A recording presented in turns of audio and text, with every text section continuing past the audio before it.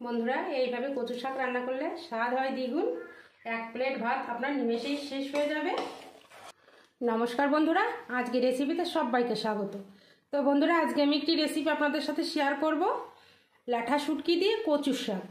তো চলুন বন্ধুরা, রেসিপিটি শুরু করি। তো দেখুন, আমি কড়াইতে কচু শাকগুলো সিদ্ধ বসিয়ে দিয়েছি। আমি 2 থেকে 3 মিনিট মতো কচু শাকটা সিদ্ধ করে নেব। তো কচু শাকে দিয়ে দেবো একটু লবণ, দিয়ে আমি 2 মিনিট মতো ঢেকে দেব।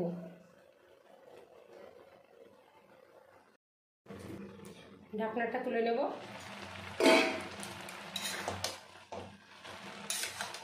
তো দেখুন, খানিকটা সিদ্ধ করে নিয়েছি, এখন জলটা ঝরিয়ে নেব।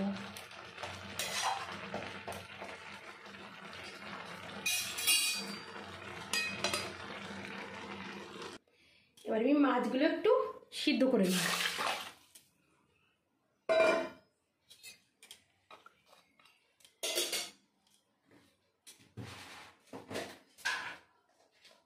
দিয়ে দেবো সামান্য একটু লবণ,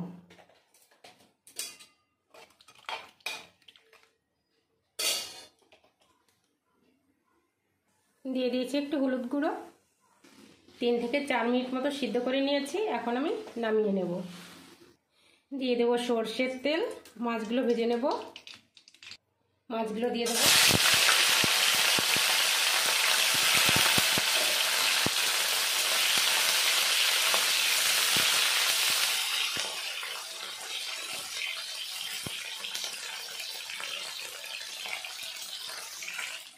মাছগুলো ভেজে নিয়েছি। মাছগুলো বেশি ভাজবো না, বেশি ভাজলে শক্ত হয়ে যায়, খেতে বেশি ভালো লাগে না।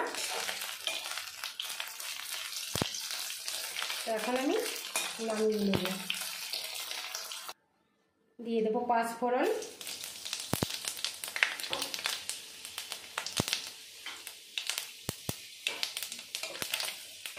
কচুর সাথে 5 ফোড়ন দিলে দারুণ একটা ফ্লেভার আসে, খেতেও খুব সুন্দর লাগে। দিয়ে দেবো পেঁয়াজ কুচি, গোটা রসুন,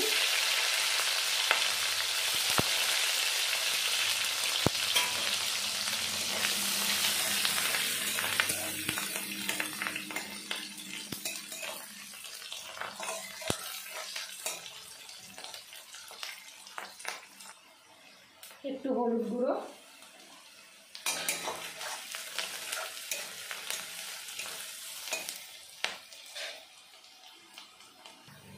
মোটামুটি ভেজে নিয়েছি। এখন দিয়ে দেবো সিদ্ধ করে রাখা কচু শাকগুলো।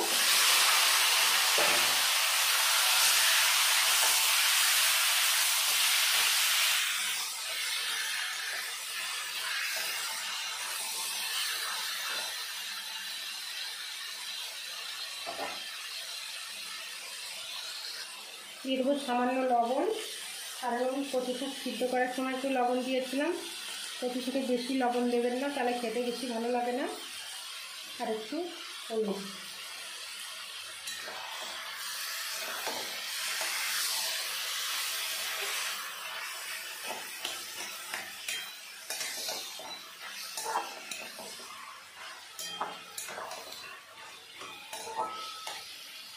দিয়ে দেবো ভেজে রাখা মাছ।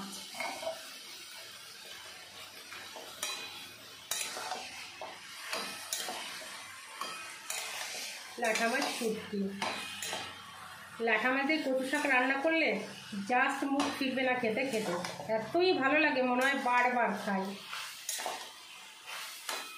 এবার আমি 2 মিনিট মতো ঢেকে দেবো।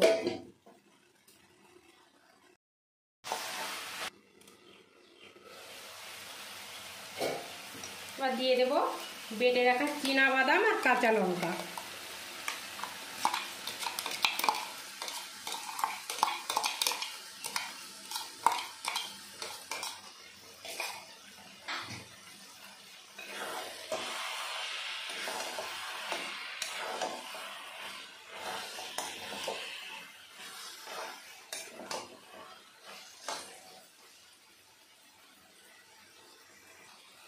দিয়ে দেবো 1 চামচ জিরে গুঁড়ো,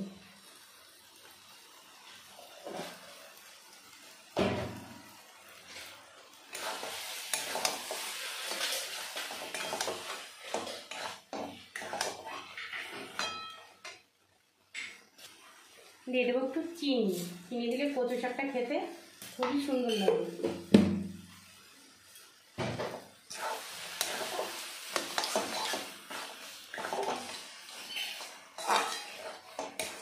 অবশ্যই কচু শাকে একটু চিনি দেবেন। এখন আমি গ্যাসের ফ্লেমটা বন্ধ করে দিয়ে দেবো একটু পাতিলেবুর রস। তো গ্যাসের ফ্লেমটা বন্ধ করে দিয়েছি।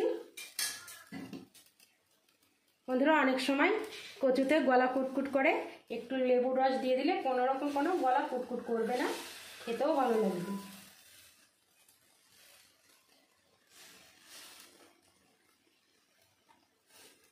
তো এখন আমি নামিয়ে নেব।